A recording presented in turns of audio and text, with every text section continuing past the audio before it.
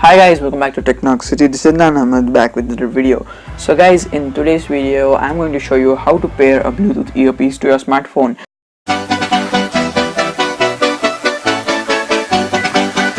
And guys, don't comment below that everybody knows this. This is a requested video from the viewers, and I tried to deal with it in the comment section itself by giving the solution, but people didn't understand, and I'm supposed to make a video now.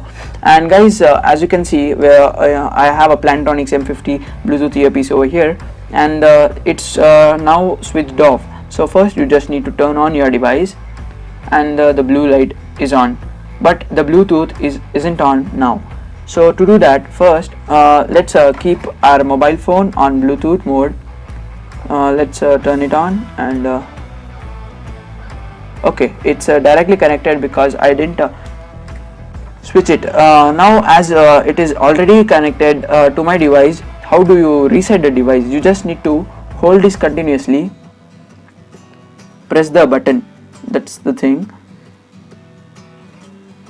In Plantronics there are two buttons. This is one button over here, and the normal button is this layer. You just need to press that, and you can find PLT M50 over here. You just need to tap on this and it's connected. And if you guys can hear this, I'll just keep it near my mic. Turned on, turned off,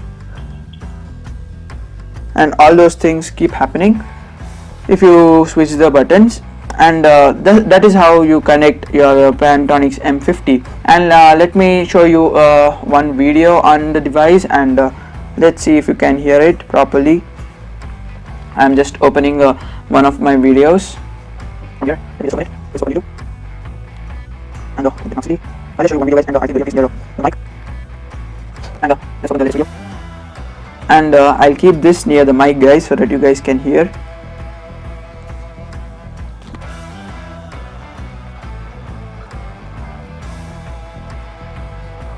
I think you guys can hear something.